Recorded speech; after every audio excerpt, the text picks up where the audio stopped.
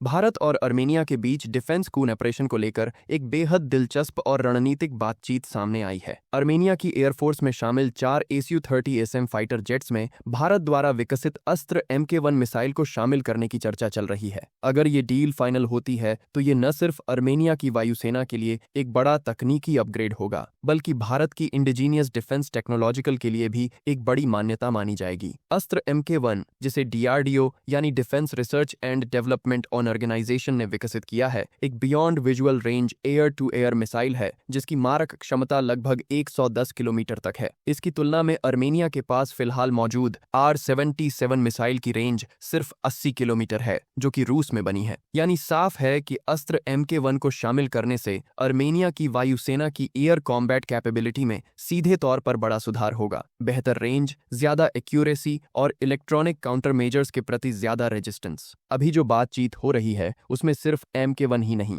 बल्कि आने वाले अस्त्र मार्क 2 को लेकर भी अर्मेनिया ने अपनी दिलचस्पी दिखाई है। हालांकि अस्त्र मार्क 2 अभी प्रोडक्शन में नहीं आया है और इसका मास प्रोडक्शन अगले साल शुरू होने की उम्मीद है। मार्क 2 की रेंज लगभग 160 किलोमीटर मानी जा रही है और इसमें कुछ एडवांस्ड फीचर्स भी होंगे जो Mk1 में नहीं है। लेकिन क्योंकि मार्क 2 अभी फील्ड में नहीं आया है, इसलिए संभावना है कि अर्मेनिया सबसे पहले कॉम्बैट टेस्टेड अस्त्र Mk1 को ही अपने बेड़े में शामिल करना चाहेगा। यहाँ पर एक तकनीकी चुनौती भी है जिसे अर्मेनिया को सुलझाना होगा। अस्त्र मिसाइल को इंटीग्रेट करने के लिए Su-30SM फाइटर जेट्स के मौजूदा रूसी डिजिटल फ्लाइट कंट्रोल कंप्यूटर को हटाकर Indo Russian digital flight control computer लगाना होगा, जो भारत के Su-30 MKI जेट्स में इस्तेमाल होता है। यह बदलाव आसान नहीं है और इसमें खर्च भी होगा। इंडियन एयरफोर्स ने Su-30 MKI को एक तरह से इंडिजीनियस वेपन्स के टेस्ट प्लेटफॉर्म की तरह इस्तेमाल किया है, चाहे वो अस्त्र हो, ब्रह्मोस ए हो या फिर दूसरे प्रिसिशन गाइडेड वेपन्स। लेकिन अर्मेनिया के लिए ये कस्टमाइजेशन एक एडिशनल फाइनेंशियल बोझ बन सकता है। सिर्फ 4 Su-30SM जेट्स के साथ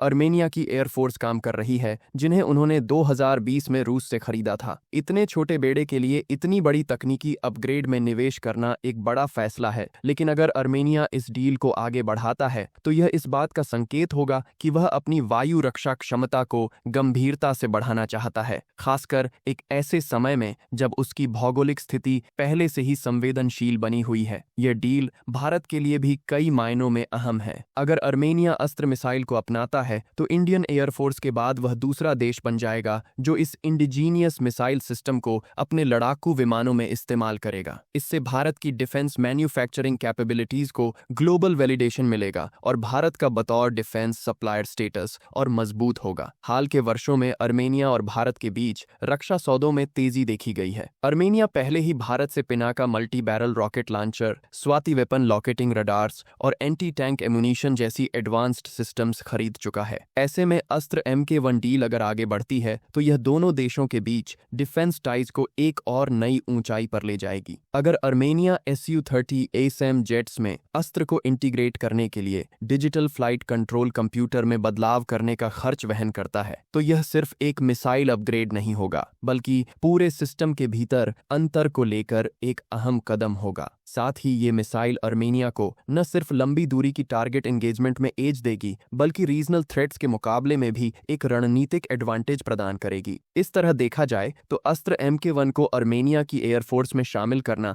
दोनों देशों के लिए फायदे का सौदा हो सकता है। भारत के लिए डिफेंस एक्सपोर्ट को बढ़ाने का अवसर और अर्मेनिया के लिए अपनी सीमित लेकिन रणनीतिक रूप से महत्वपूर्ण एयरफोर्स को नेक्स्ट लेवल की कॉम्बैट कैपेबिलिटी देने का मौका।